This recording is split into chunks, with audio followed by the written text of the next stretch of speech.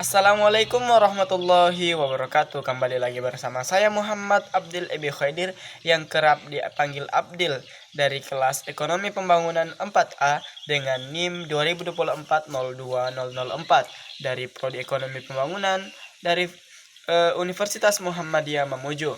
Seperti biasa saya akan mempresentasikan tugas saya, yaitu tugas Al-Islam Kemuhammadiyahan 3.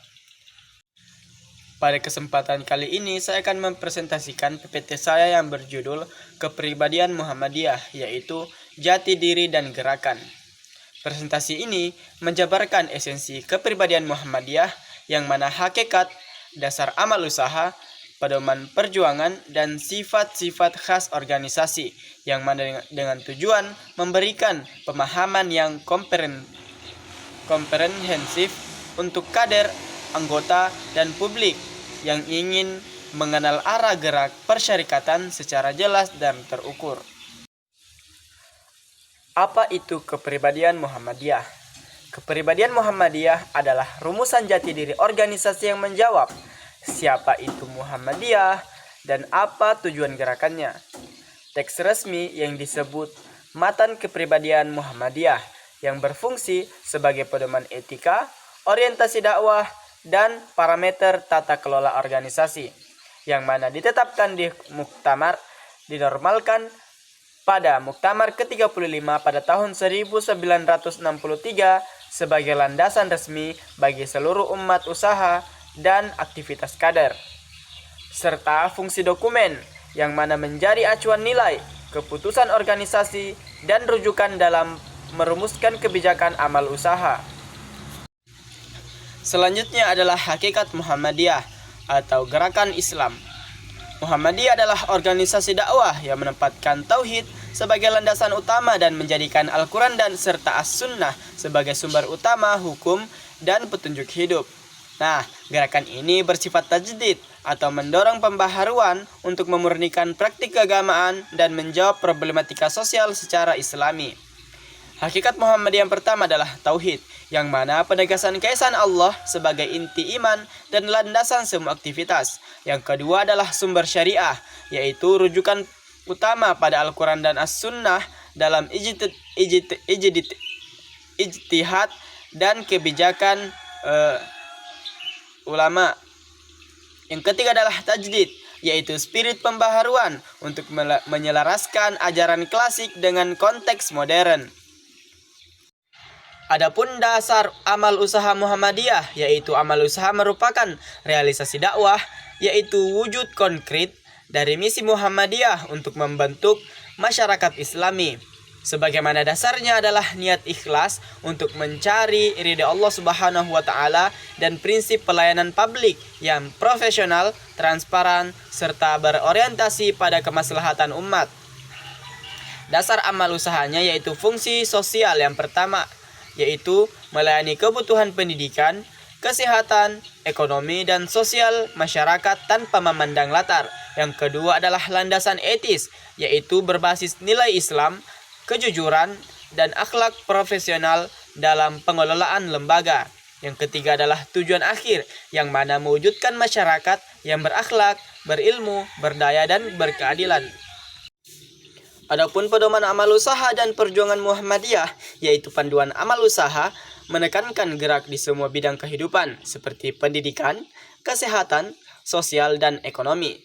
Pendekatan Muhammadiyah memadukan tradisi agama dengan pemikiran yang rasional, serta metode ilmiah untuk menghasilkan program yang efektif, berkelanjutan, dan berorientasi pada kemaslahatan umum. Nah, di sini ada diagram yang menunjukkan 4 pilar amal usaha yang saling melengkapi, yaitu education, health, social service, dan economic empowerment. Yang mana setiap pilar dilandasi niat dakwah dan standar profesional untuk mencapai manfaat maksimal bagi masyarakat. Sifat-sifat Muhammadiyah pada bagian pertama ini dijelaskan bahwa kepribadian Muhammadiyah tercermin dalam sikap dan etika organisasi, yang mana beberapa sifat utama meliputi komitmen pada perdamaian, jiwa persaudaraan, dan kelapangan hati dalam menghadapi perbedaan pandangan. Nah, sikap ini penting untuk menjaga keharmonisan internal dan membangun reputasi yang dapat dipercaya di masyarakat. Yang pertama, dari sifat-sifat Muhammadiyah bagian 1 adalah perdamaian, yaitu berupaya meredakan konflik dan mengutamakan rekonsiliasi. Yang kedua adalah ukhuwah, yaitu menguatkan persaudaraan antar umat dan antar kelompok sosial. Yang ketiga adalah lapang dada, yaitu bersikap sederhana dan toleran terhadap perbedaan pendapat. Selanjutnya adalah sifat-sifat Muhammadiyah bagian kedua. Pada bagian ini dijelaskan, yaitu lanjutan sifat-sifat organisasi yang mencakup kemampuan menjalin kerjasama lintas golongan, sikap adil yang konsisten, dan karakter organisasi yang inklusif serta adaptif terhadap perubahan zaman, yaitu memungkinkan Muhammadiyah menjadi mitra strategis dalam pembangunan bangsa. Dari sifat-sifat Muhammadiyah bagian kedua yaitu kerjasama, yaitu berkolaborasi dengan pemerintah, lembaga masyarakat, dan pihak lain secara bijaksana. Yang kedua adalah keadilan, yaitu bersikap objektif dan korektif baik untuk internal maupun eksternal organisasi. Yang ketiga adalah inklusif dan adaptif, yaitu mengakomodasi perubahan sosial tanpa mengorbankan prinsip dasar Islam. Adapun peran dalam masyarakat modern, yaitu Muhammadiyah menjawab tantangan modern melalui lembaga-lembaga pelayanan publik seperti sekolah, universitas, rumah sakit, klinik, serta lembaga ekonomi dan sosial. Peran ini memperkuat kontribusi pada pembangunan nasional, mempromosikan nilai kebangsaan, dan menjadi laboratorium praktik Islam yang rasional dan progresif. Yang pertama adalah pendidikan, yaitu mencetak generasi berilmu, berakhlak, dan berwawasan kebangsaan. Yang kedua ada kesehatan, yaitu menyediakan layanan medis berkualitas yang dapat diakses oleh masyarakat luas, serta pemberdayaan masyarakat, yaitu program kewirausahaan dan ekonomi syariah untuk kesejahteraan umat. Selanjutnya timbul pertanyaan, yaitu mengapa kepribadian ini penting? Kepribadian Muhammadiyah menjadi kompas moral dan operasional bagi anggota serta amal usaha. Nah, dokumen ini menjadi konsistensi visi misi organisasi yang melindungi identitas dari arus perubahan dan memastikan setiap langkah perjuangan selaras dengan tujuan dakwah yang mana mewujudkan masyarakat yang beriman, berakhlak, dan berkemajuan.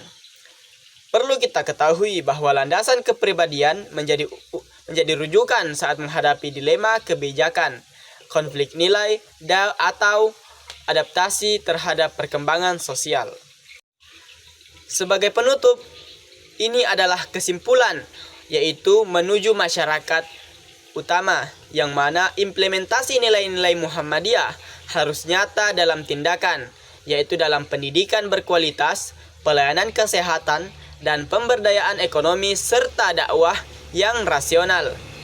Ayo, amal dan perjuangkanlah nilai-nilai ini bersama agar terwujud masyarakat yang adil, makmur, dan diridhoi oleh Allah Subhanahu wa Ta'ala sebagai sebuah perjuangan pengabdian berkelanjutan untuk umat dan bangsa. Mungkin itu saja yang dapat saya sampaikan. Bila ada kesalahan, itu datangnya dari saya, dan bila ada kebenaran, itu datangnya dari Allah Subhanahu wa Ta'ala. Saya akhiri dengan ucapan billahi fi sabilil haq, fastabiqul khairat. Wassalamualaikum warahmatullahi wabarakatuh.